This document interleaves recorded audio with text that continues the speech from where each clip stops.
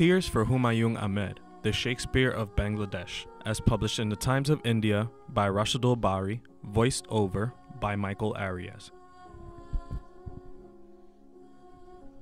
Professor Humayun Ahmed, who earned a PhD in chemistry from North Dakota State University and who was a scientist, writer, and filmmaker, died at age 64 in the United States after a nearly year-long battle against colon cancer. Every Bengali heart has grown heavier and heavier since his death. Humayun was a custodian of the Bangladeshi literary culture whose contribution single-handedly shifted the capital of Bengali literature from Kolkata to Dhaka without any war or revolution. One of the remarkable things about Humayun's long and distinguished literary career is his influence. His writing is so influential that people not only get psychological pleasure from reading his books, but usually end up becoming fans of his fictional characters such as Himu, Mr. Ali, and Baker Bai. His creations generate the smells, sounds, and vibrations of feelings and moods which are more powerful than all the unused hydrogen bombs in the United States. However, in death, Humayun's celebrity status seems likely to exceed his popularity, even at the height of his fame. His funeral, which was held in Dhaka, became a Super Bowl-like event. Millions of Bengalis from all walks of life flocked to the central Shahid Minar to say "Hasta la vista, Humayun Sir." Humayun's death has proven that the tragic and completely unexpected passing of an icon familiar to millions can create an emotionally unifying experience for a nation. Bangladesh does not have oil, coal, or fossil fuel, but it's still more united than many countries, such as Pakistan, because it had Humayun Ahmed, whose influence was strong enough to unite all Bangladeshis with each other emotionally. What then is our assessment of Humayun's importance in world literature? Humayun, who was known for his depiction of the tribulations of ordinary middle-class Bangladeshi life, reached the peak of his fame with the publication of Nondito Noroke, in translation in Blissful Hell, in 1972, which remains one of his most famous works, winning admiration from literary critics including Dr. Ahmed Sarif. He wrote over 200 fiction and non-fiction books, all of which are bestsellers in Bangladesh. This is something unheard of.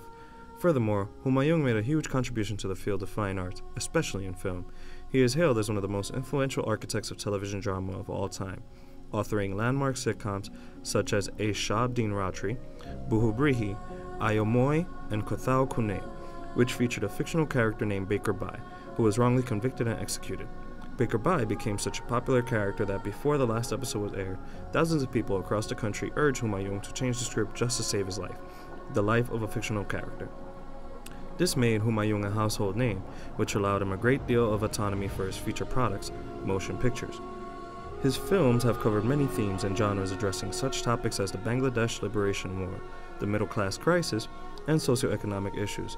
His first film, Agunar Parashmoni, based on the history of Bangladesh Liberation War, was a huge success, winning an Oscar nomination for Best Foreign Language Film.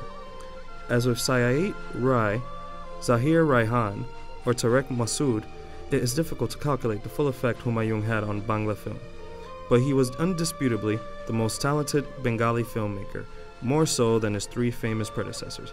In fact, I cannot name any other Bengali filmmaker who better illustrated the history of the country's independence through film the way Humayun did. He was ahead of his time. Had Humayun done nothing else, the creation of such films alone would have entitled him to be one of the greatest Bengalis of all time. It is true that Bengali literature would have remained piteously incomplete and even imperfect without the works of Humayun. However, it is also quite apparent that without the works of Tagore or Nazrul, Bengali literature would have broken up into mutually unintelligible dialects. Hence, it is fair to place Humayun after Tagore and Nazrul. However, Humayun never compared himself to Shakespeare, and not even to Tagore and Nazrul. He did not regard himself as a great writer. In fact, I am sure that if anyone conducted a survey to list the 5 greatest writers of Bengali literature, Humayun would be third, if not first or second. Furthermore, one should consider what other great people have said about Humayun. Several years ago, I asked Muhammad Yunus how he assessed Humayun's overall impact, and he replied, "Humayun's works are the most profound and most fruitful that literature has experienced since the time of Tagore and Nazrul." Muhammad, the poet laureate of Bangladesh, told me something similar. One golden age of Bengali literature ended with Tagore and Nazrul, and another began with Humayun.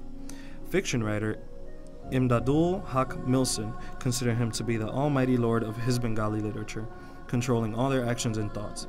If so, he is a generous lord, who is great because he created immortal characters, such as Mr. Ali and Himu, and they, on entering our memory, became more alive than the living.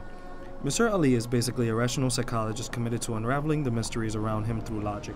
On the other hand, Humu, who works with anti-logic, appears to possess strong intuitive power, though he dismisses intuitions that come true as mere coincidence.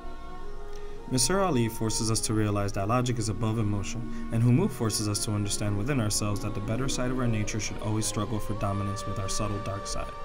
Although Humayun created literary fever through his work, which spread all around Bangladesh, unfortunately, he still remained one of the great unsung heroes of human progress to those who live outside of the Indian subcontinent. With that said, literature, of course, is not all about recognition. Still, the fact that Stockholm did not ultimately embrace Humayun Ahmed a Nobel Prize, why not, is unfortunate, as it probably would have meant a lot to him. In a time when hardly any of the roles, including Hasina, who is playing the role of Prime Minister, are being played correctly in Bangladesh, Humayun played the role that was assigned to him well, writer and filmmaker. As a result, his name has become synonymous with the greatness of Bengali literature. Hence, to a Bangladeshi, his loss is manifold. He made young people, especially students, who had been bred to political passion, understand that there was something that is more important than politics, reading books and appreciating the fine arts. This is an article titled Tears for Humayun Ahmed, published in the Times of India by Rashidul Bari, voiced over by Michael Arias.